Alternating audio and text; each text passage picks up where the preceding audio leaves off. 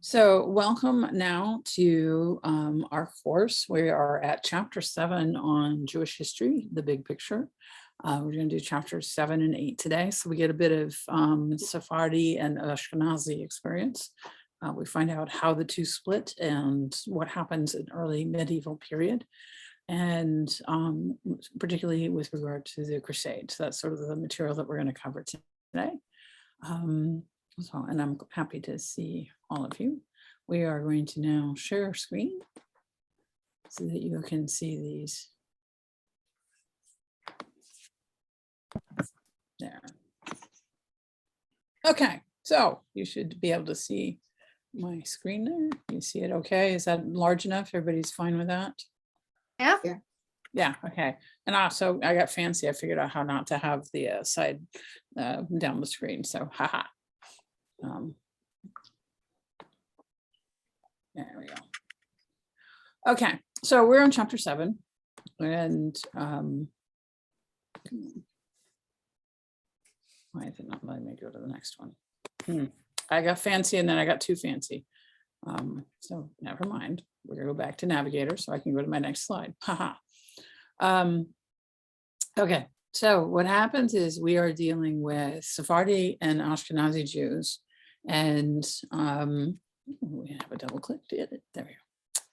And what I put here for the pictures is actually two kinds of food, because one of the ways that the difference between the two groups shows up is in the way that they eat. On our left side is Sepharad, and on the right is Ashkenaz. Ashkenaz is the word for Germany. Sephard is the Hebrew word for Spain. And what happens is that the two groups, because they don't have a lot of communication, start developing in separate ways. And they develop separate cultures, partly dependent upon the local culture around them. So in the case of Sepharad, you see, for example, that's a fish dish there, and that's a vegetarian paella. It's influenced by the flavors of Spain. There's a lot of lemons in it, a lot of olive oil. Fish is part of the dishes, rice, peppers, and other kinds of vegetables. On the right, you have blintzes, which is a quintessential Ashkenazi dish, which is essentially pancakes filled with cheese, and then usually served with jelly. That's a common dish for Shavuot, which is coming up in the spring. And so I've long said to people, if they're not sure if they're Ashkenazi or Sephardic, I say, you're going to use a lemon in your holiday dinner. Where does it show up, in the main course or in the dessert? If it's in the main course, and this is a generalization, of course, but if it's a main course, that means you're Sephardi, and if it's in the dessert, that means you're Ashkenaz, because that's how they use those different flavors. The Sephardi use sour flavors a lot more, and the Ashkenaz use sweet flavors more. Not, again, gross generalization, but it gives you an idea of the kinds of differences. And so a lot of Israeli food, what we know as Israeli food, is a combination of Sephardic food plus the foods that are native to the area. So like that Israeli salad is something that also gets called Bulgarian salad, also gets called Syrian salad, also, putting tomatoes and cucumbers and maybe some cheese or maybe some onions is something that's eaten across that entire region. But that what you know of, the hummus and the pita and that sort of thing is a sort of our Sephardi flavors. Sepharad actually extends as far as Spain, Morocco, all the way up into what is now modern day Iraq and Iran. Sometimes there's a distinction made where you might call parts of Sepharad Mizrahi, meaning Eastern, but that whole area is Sephardic. And then Ashkenaz includes places like France and Germany, Poland, Lithuania, Russia, and you can sometimes have people who live in the opposite area and still be considered the other culture, because that happens from time to time. but it's a distinct cultural kind of demarcation. Is that making sense? Any questions about that? Yeah. Most American Jews, by the way, are Ashkenazi, but there is the Sephardim have been here longer. The earliest Jewish congregation is Sephardic, and you can visit the earliest one that not in all of North America, but in the United States is, I believe, the Torah Synagogue in Rhode Island. If not, it's the second, and it's one of the Sephardic congregations. So. Here's our timeline for this chapter. We start with the Muslim armies crossing the Strait of Gibraltar into Spain, and they soon conquer most of Spain. What happens is that means that Spain becomes Muslim, and that changes Spain forever. I mean, it changes its culture in real ways, and you still see evidence of its Muslim era in its architecture and in its food. And its culture. In 800, Charlemagne is crowned the first Holy Roman Emperor. And then by 950, the golden age of Spain begins. So in this period of time, so we're before the year 1000, between the year 500 and 1000, it is actually a time when Europe is not the right place to be for Jews. The good place to be is Southern Europe or in the Middle Eastern lands that are under the control of the Muslims from about 700 onward, especially 950 onward. What happens is that that mix of Spanish and Muslim cultures ends up producing a heady mix of scholarship and a worldly view and an interest in Greek philosophy and all kinds of just great advances in terms of the culture. By 993, Shmuel HaNagid, a scholar, rabbi, and military commander, is born in Spain. He ends up being in command of the area of Granada. 1040, Rabbi Solomon ben Isaac, Rashi, is a biblical and Talmudic scholar. He's born in France. So that gives you an idea of what time we're talking about. And then in 1135, Moses Maimonides, Rambam, a great scholar and author of the Mishnah Torah and a few other things besides, is born in Spain. And then in 1286, Moses de Leon writes the Zohar, the basic textbook of the Kabbalah.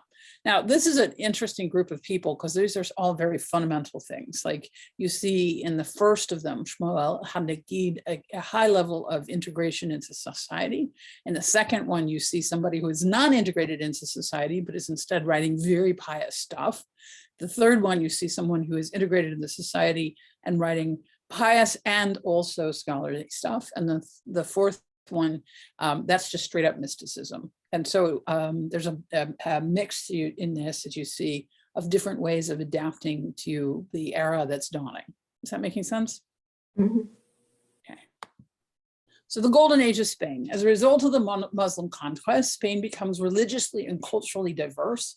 Christians were tolerated. The Jews were neither Christian nor Muslim, so they served we were the intermediaries, and that's one of the reasons why the Jewish position in the golden age of Spain was so good and such a positive thing. Is that you could do really because there was a large Christian population and a large ruling Muslim population and having somebody who could go between the two and be trusted by both for being not necessarily having a side was helpful.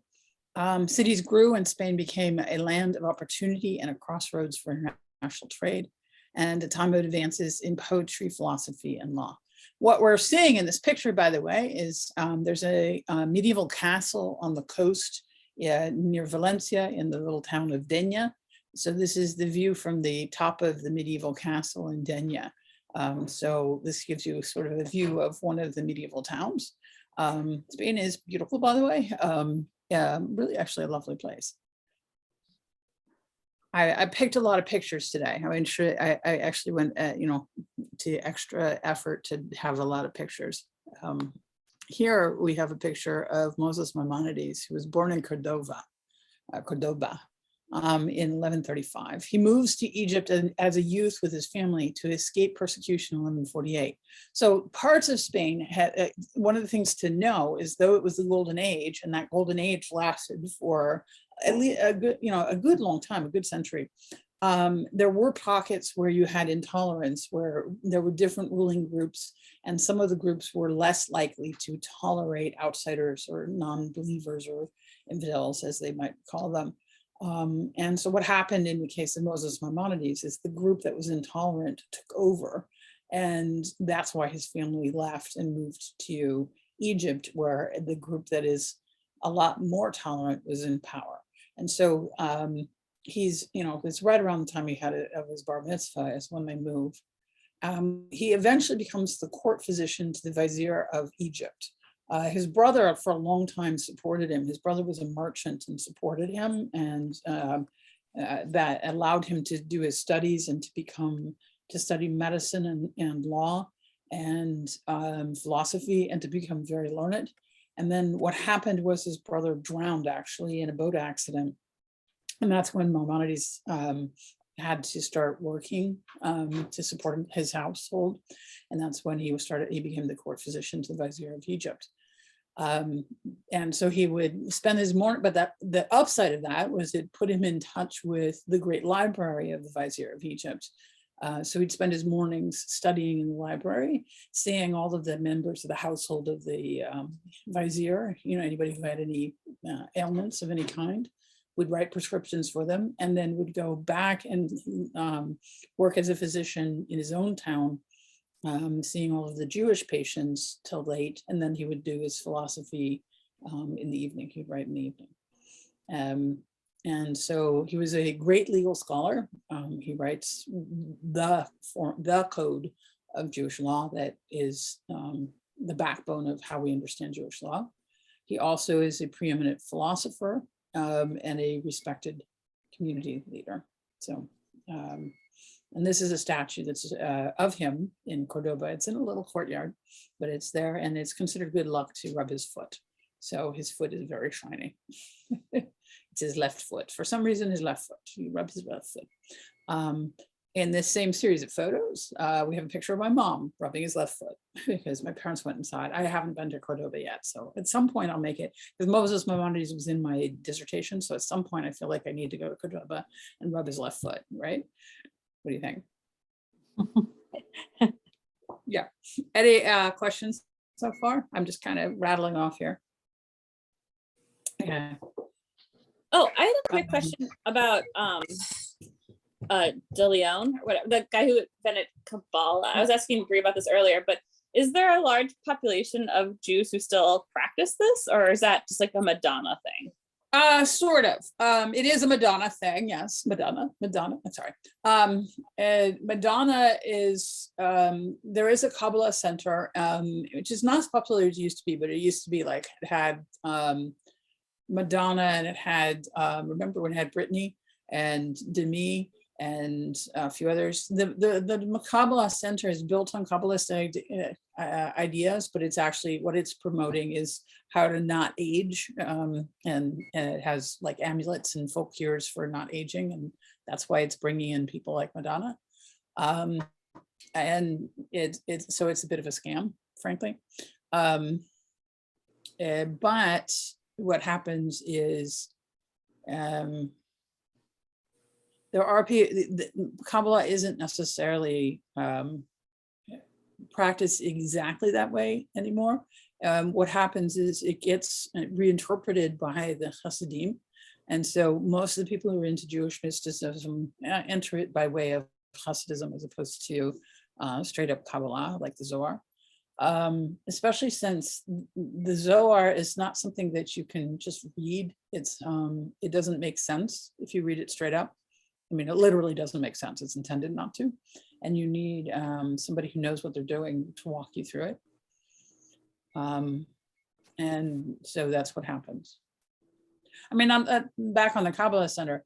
They do also offer services and such. And so in that sense, it's, it functions as a spiritual center. So I'm probably being too harsh in my language there, but yeah. Any other questions?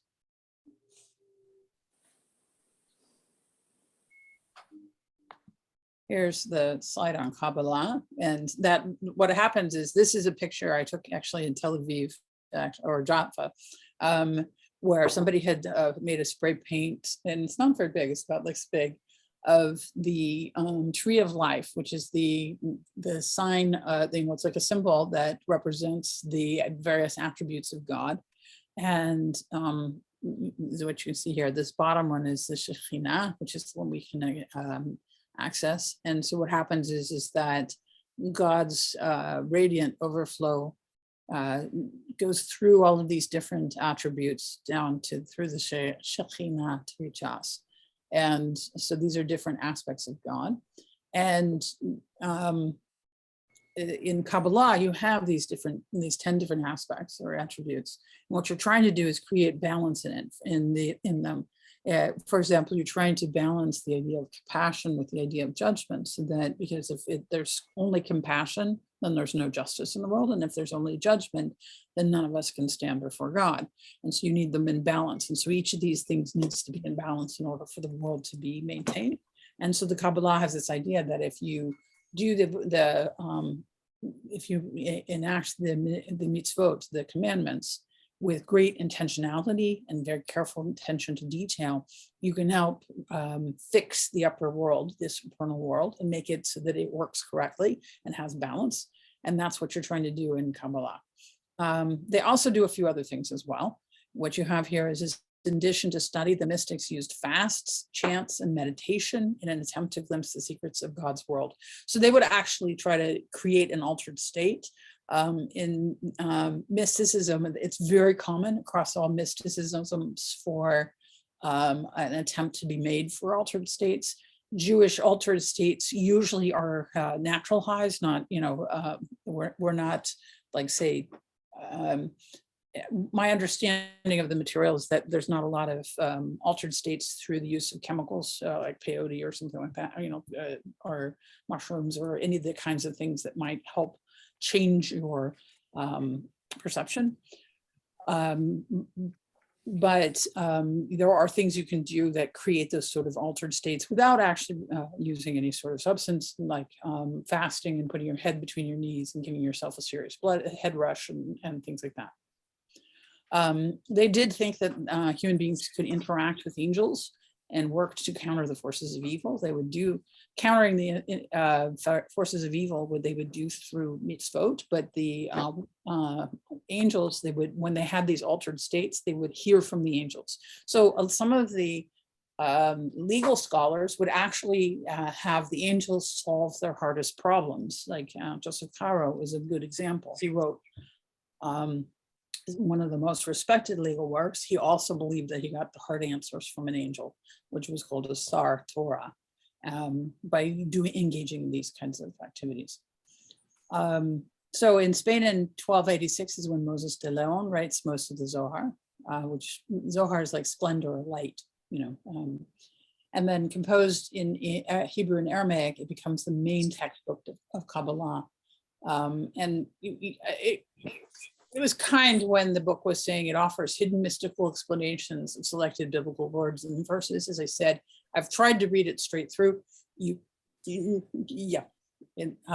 There's places where it literally makes no sense, and intentionally so. It's intended to be nonsense. Does that make sense? Yes. Is that where the debuk concept fits in? Yeah, actually, yeah, they did believe that. Yeah, it is. They had dibuks and golems, so various kinds of demons and various kinds of creatures that you could create by putting the holy name of God on mud. So that, yeah, you have a bit of wonder working going on in there. It gets even more, the wonder working also gets even more pronounced in the Hasidic line, where they start making amulets as well and engaging in other kinds of folk cures, especially based on the knowledge of herbs. So we've long had, and for the record, we've long had this mystical group within Judaism. There's always been this rationalist line, which is what Maimonides represents. And there's always been this mystical line. These guys are not the first of the mystics. The oldest mystics go all the way back to the time of the temple. And we're trying to envision God's body in the chariot of God and have these visions of it. And this is just the most recent version of it, if that makes sense. Rabbi, Mhm. what is the connection to numbers and letters? Oh, okay. So what happens is that every number, every letter is a number, like we use Arabic numerals now, but that wasn't universal. And so, and it's still fairly common to use Hebrew letters as numbers. So Aleph is 1, Bet is 2, Gimel is 3, Dalet is 4, and so forth. And so you can write numbers using Hebrew letters. And in fact, actually, when we write the Hebrew date, we routinely use Hebrew letters. That's why. And what happens with that is in some cases, the letters, when they're put together, may say something like the number 18 reads like the word chai, which means life, which is why we have such an affinity for the number 18. Like if somebody's going to write money for charity, they'll do it in multiples of 18. Okay, fine. But then what also happens is that the mystics believe, especially before Kabbalah, but it continues through Kabbalah, but this is older than that. You could write these long nonsense chains of letters that are the names of God. And so a good portion of the mystical writing is nonsense chains of letters. And then you also get this idea that sometimes when you take verses of the Bible, you can find new meanings by counting up and finding out what the number, what if you take a word and convert it to its number and then find other words that have that same number, you can claim that, oh, this also means this word. Using numerology, gematria is what it's called. So you have all these different ways of finding meaning. We are meaning-making creatures. It's not hard for us to make meaning into everything. We're just really good at that. And so numbers are part of it. Did that answer your question? I've always wondered if it's more of a mystical thing, or is it by chance? You're coming in and out. I only just got part of that sentence. Okay, I wondered if it's just chance that these letters would add up to equal a definition or a meaning for like age 18 or something like that. Right. I just wondered that. Yeah. Yeah. How you answer that question is partly based on your own theology. I would say it's chance because I tend to be rationalist. I like have an occasional mystical flight, but I'm not one to like those kinds of explanations. So I'll be like, nah, it's just chance, Yeah. Just happen to be. But I'll still write out checks for 18 or 36 or 180 because it's a thing. So, because why not? Other questions about this? I think this is really very cool. It is, of course, graffiti, but I think it's cool. At some point, I'm going to have that picture framed. I just haven't done it yet. Okay, so life in Ashkenaz. So we just talked about the Sephardic life. We're now talking about life in Ashkenaz. And what I've done here is I've got some pictures. The next two pictures are actually from Estonia, but I'll have other pictures as well of medieval buildings, because I want you to have a feel for what the architecture and how wide the road was and that sort of thing. The reason why I have pictures of Estonia is in Tallinn.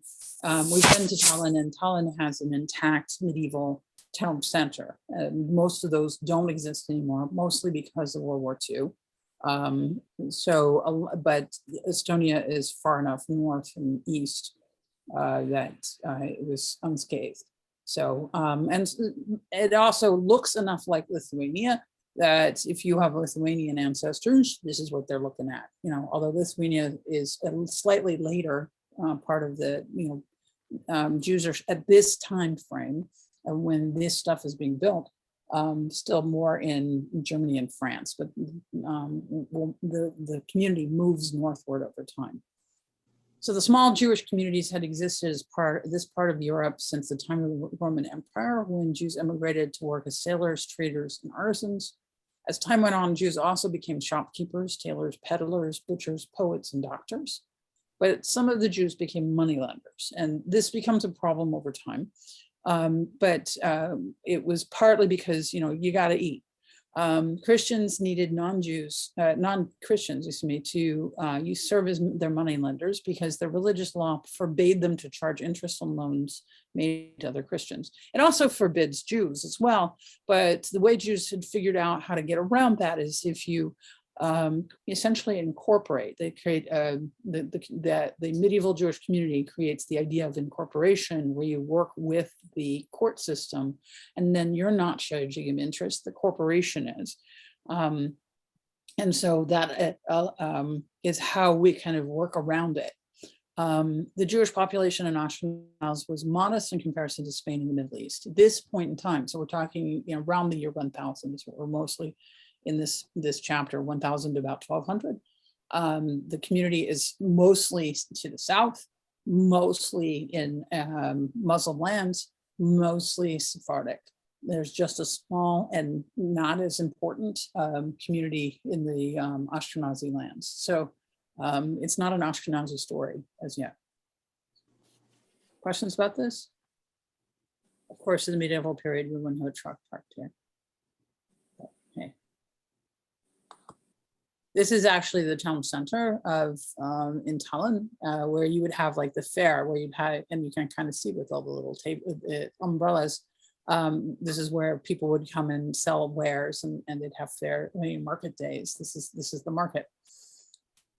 In many communities, the rights and privileges and obligations were spelled out in detailed legal charters. So what would happen, and I've talked about this before in like sermons and Torah study, what would happen is that in medieval Christian Europe, Jews would need a charter to be able to live somewhere, and that charter would specify how many Jews were allowed in the community, and they would essentially be something akin to a property of the noble, and the noble would often charge them a special tax, a body tax for existing and for being tolerated. And the community itself could lose its charter and be expelled, and that happens from time to time. We see expel in this set of readings. We had situations where Jews are expelled from Britain in this time period, and not just outside of this time period. We'll see that the Jews are also expelled from Spain. The same year that Columbus set sail.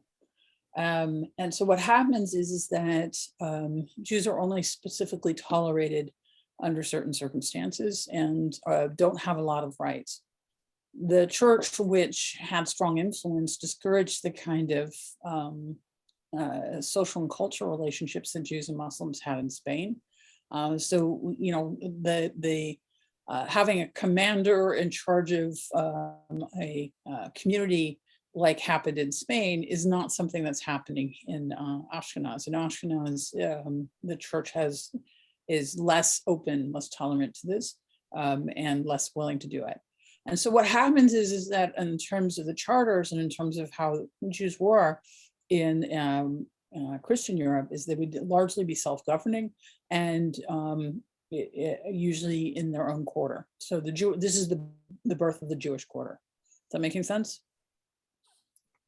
As a result, the Ashkenazi Jews did not write religious works in the local language, which is very different. Like I had in the Sephardic world, Maimonides' great philosophical work is written in Judeo-Arabic. The Guide of the Perplexed, its original language is Judeo-Arabic, whereas Rashi writes in Hebrew with occasional terms in Old French. the idea that Rashi would write in French is unusual, like that wouldn't occur to him. Make sense? And that does tell you how assimilated into the local culture there, right? In the case of the Christian Jews, not at all. In the case of the Muslim Jews, very much so. Okay, so questions about this? I'm about to move into chapter 8. Yes, Madison. So what was because I think on the previous slide it said that Ashkenazi Jews were more of a minority compared to the Sephardi. The Sephardim, what is that breakdown now? Now, that's a very good question, and I honestly don't know, because American Jews, the majority right now, the Jewish population right now is largely split between two poles. For a long time, it was the American community that was larger and the Israeli community smaller. In the last 5 years or so, Israel has pulled out ahead. So Israel's in the 7 million category, and American is about 6 million. American is nearly always Ashkenazi, but not always. Israeli is a mix of Ashkenazi and Sephardi, but nearly everybody is some of both. So that's why it's harder to say. So I don't actually know. Because yeah, in the Israeli community, it's becoming Sephardi in terms of the culture. That's the dominant culture, although the ruling class had long been Ashkenazi. But the Sephardi culture is becoming somewhat synonymous with Israeli culture in the sense of the food and things like that. And actually, there's a backlash from Mizrahi Jews in Israel who I'm thinking of like a all-female musical group that dresses very traditionally and does rap. That's very harsh, like you eat our food, but you don't want us in your houses, kind of thing. That kind of a rap. So that's a long-winded way of saying I don't know. And does the distinction, like, to what extent does it matter? It matters in a couple of places. I mean, like the two groups will intermarry without hesitation, but it matters in the sense, which is why you have a lot of Israelis or both. But it matters in terms of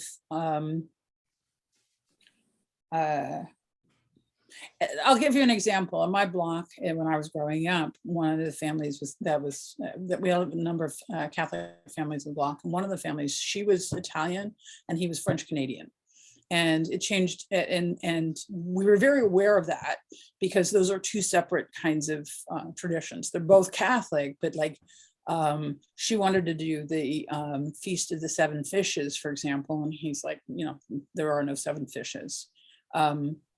Does that make sense? It's that kind of a difference. Okay. Rabbi, where does the word sabra come from? Sabra is a kind of cactus and that grows wild in Israel. And so Israelis use that as a reference to those who are native born. Native cactus, because it's rough on the outside and sweet on the inside. Okay. And that's how they see themselves. And they're right about that. They're a little bit, they can be gruff. And they don't mind. They're like, they see it as an advantage. Like, we had an Israeli speak today and somebody said, I like how you're very honest. He's like, I'm Israeli. It was his answer. Of course I'm honest. Yes, Kristen. So for the Sephardi population, are those mostly people who had left Israel before and had been kind of like in Egypt and along North Africa and then settled in Spain? And then when did, was the Ashkenazi community coming out of like migration after Babylonia or when did they decide to move north? It varies in terms of timing. The original Ashkenazi community moves north in search of opportunity, I think even before the Muslim conquest of Spain. What happens is when the Romans pushed the Jews out of what was then known as Palestine, there are some who remain, mostly in the Galilee, places like Sfat. And it's very small remnant in Jerusalem, but most of the community moves outward in all directions. And in the immediate aftermath, it's the Babylonian community that's the richest and most important. Over time, that shifts to Spain, and then it over time shifts to Europe, Northern Europe, to like Poland. So by the time the modern era dawns, the majority, the largest and most influential community, I would say, is Poland. But that's arguable. You can, but that's sort of how it moves over time. Any other questions? Okay, we are on chapter 8. And here is where we start the difficult history. This is the history when people think of Jewish history, they think of chapter 8. They're thinking of the Crusades onward in the medieval Christian Europe, what gets known as the lachrymose history, the time of tears, because you have a community that gets terrorized for a good long time. It's not the only history, this isn't the only story, but it is one that you hear a lot of. So, as you can see, I did have fun with pictures though. This is actually a picture of a crusader from a medieval fresco. So this actually tells you precisely what they look like, how they would be arrayed. The armor is a real thing. When we went to, last time we went to Europe, we remember travel was a cool thing. Anyway, last time we went to Europe, which was a while ago, we got to see one of these kinds of exhibits of armor. And so people would actually buy these body armor things and have them made. Okay. The rise of religious persecution. The Crusades started in 1096 when Pope Urban II called for the liberation of the Holy Land from the Muslims. The events that followed robbed the Ashkenazic communities of their sense of security, and strained Jewish-Christian relations for centuries. I mean, like, this really was devastating for the community. And you'll see why. Our timeline. In 1095 is when Pope Urban issues the call to liberate the Holy Land from the Muslims. In 1099, the Christian armies conquer Jerusalem. So it takes them, as you can see, about 4 years to make it there. And in the years before then, they're a horde of heavily armed people making their way through Central Europe and creating some destruction in the process. The Crusaders slaughter Muslims and Jews. So what happens is that they're going to the Holy Land to slay infidels, and from time to time, when they come upon Jewish communities, in the meantime, they say, hey, we can kill the local infidels too. Around 1148, the first known charge of blood libel is made in Norwich, England. We'll talk about that in greater detail in a few minutes, so I'm not going to go into it right now, but I'm just giving you sort of the timeline. 1215, Pope Innocent III requires Jews to dress differently from Christians. This is the start of the Jew hat, or also some earlier versions of the Star of David on your clothing to mark Jews as different. And then in 1290, Jews are expelled from England. 1306, Jews are expelled from France. And then in 1348 is when the plague sweeps across Europe, the Black Death. This kills 1/3 of the European population and spread by black rats. It's the bubonic plague, the fleas that are on black rats. This is not a positive time in European history. Okay. What you have here is actually, I'm so proud of myself with the really cool pictures. This is the old synagogue, the ruins of the old medieval synagogue in Speyer, which is in Germany. This is from this era. So this is an actual ruin from the community that had lived in across the Germany and France, and the Rhineland especially. Jews had feared the Christian armies because they were heavily armed and aroused by religious fervor.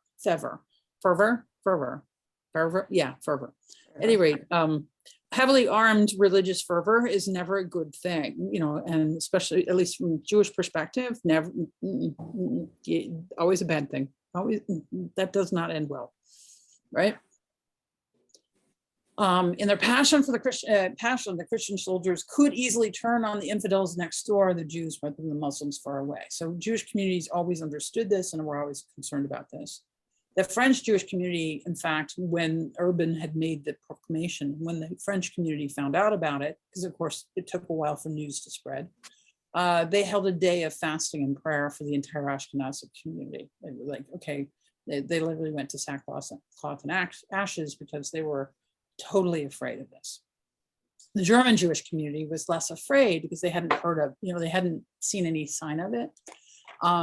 But they ultimately were harder hit because what happens is the communities sweep through Germany later, and so they're more fervor, and they've gotten themselves whipped up. And so the German communities were actually hardest hit, Rhineland especially.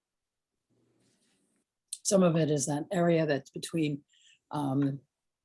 that's gone back and forth between Germany and France. That the Jews had been there, like a lot of them were vintners, so that's wine country, and had created a nice life there.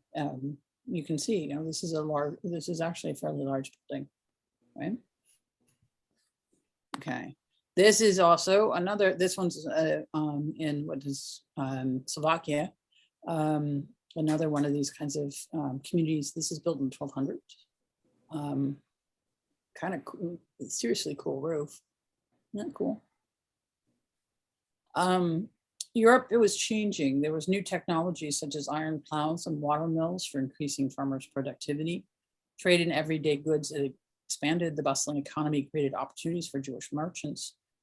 Pushed out of the many of the trades by guilds, one of the few options that was left open was money lending. So in addition to this religious fervor that had created murderous crusaders running through the community, you also had this sort of discrimination that created, that pushed Jews into certain occupations.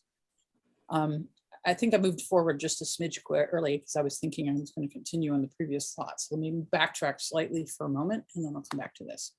What happens is in some communities, when we say the German community was hard hit, you have situations where sometimes all of the Jews of the town were locked into the synagogue, and then the synagogue was burned to the ground. That does happen. And so there's a whole martyrology that emerges out of this era. And this awareness that you could be, that you could end up sacrificing your life for sanctification of the divine names, which is how the medieval communities would talk about this martyrdom.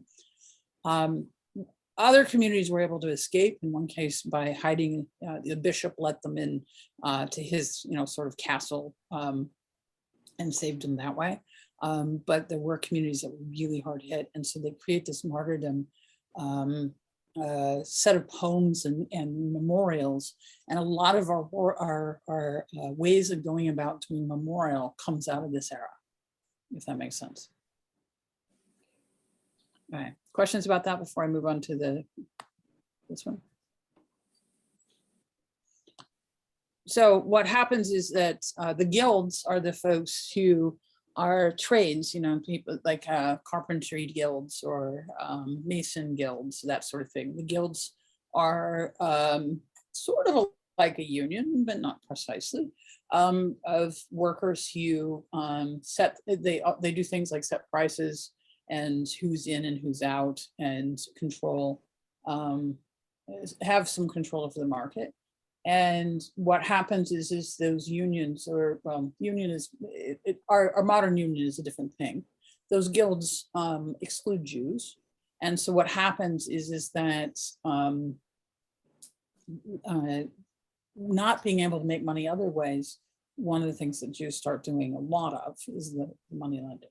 We'd already talked about how Christians wouldn't engage in the money lending because they felt like it was charging profit was considered to be against the religious tradition, because it says you shouldn't do that in the Bible. And so that's how Jews end up in money lending. Is that making sense?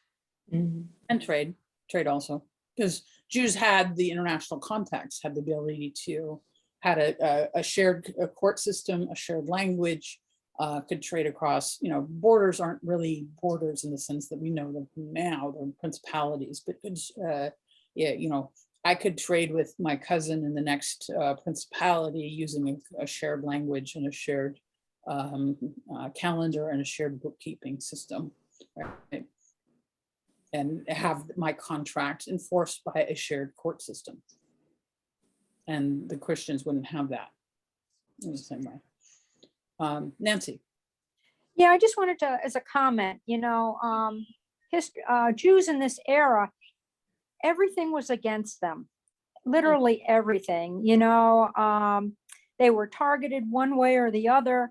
They were not allowed to join guilds. They were not allowed to fairly compete with others, and yet they persisted and they did well. It's just amazing to me how they survived and how they made it through that time. Not all did, but I'm just saying that there were so many that felt threatened by them, and yet in the end they still made it home. Well, some of what helped. So the communities in this period of time, you don't have. There's no secular space. You only have your community, and the Jewish community tended towards being very well organized, and that helped a lot. Most of the communities, and some of that well organized thing comes out of Maimonides' legal code.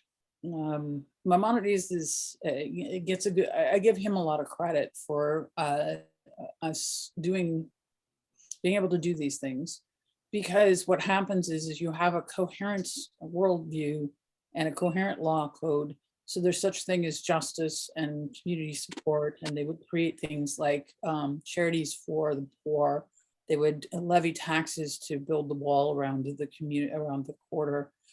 They had ways of educating the poor, providing for dowries for poor girls so that they weren't left begging on the streets or worse, prostitutes. There were organizations for taking care of the sick. This sort of just communal organization is the sort of thing, like we should never underestimate the value of having communal ties, a neighborhood organization, of being community, connected one to the other. That is when you have something like the bubonic plague ravishing all of Europe, or you have murderous crusaders. This is how you survive, is by being connected to your community, deeply connected. And Yeah, I have great respect for that communal organization. That they did they were very impressive in what they were able to do. And so yeah. that to me is the short answer, is because they banded together and supported each other. Even the poor communities would do these kinds of things. Okay. The blood libel was the other, there was a number of terrors in these years. The blood libel was another one of the terrors. And that was the first known charge of it was in 1148 in Norwich. What happens is that a clergyman in Norwich made up a story that claiming that in 1144, the Jews of Norwich had taken a young boy and reenacted Jesus's last hours by torturing and crucifying him. Now, the blood libel shows you immediately where its location is, in the sense of it comes out of Christian imagination, right? Because frankly, the Jews are not that wound up about Jesus. Why would the Jews care? You see what I'm saying? This is a fear of the other, where it comes out of. The local sheriff recognized the charge as a lie. The local sheriff was like, clergymen, you're off your rocker. This is like a fever dream. But the story spread, and the blood libel will show up from time to time throughout. it extends into the modern era. It's not, this is the first one, 1148, but it extends into the modern era, where the idea that Jews engage in these some sort of crazy rituals around the time of Passover, somehow relating to Jesus, because we're wound up about Jesus, happen, that's a thing that does not die. And so it shows up from time to time. And you to give you an idea, it's part of like there are well springs in a culture where old ideas can kind of just bubble back up and fit modern narratives and find new ways to fit modern narratives. And so some of the Da Vinci Code has a little bit of that in it. It's not blood libel and it's not anti-Semitic, but it has some of it in it. Does that make sense? Yeah.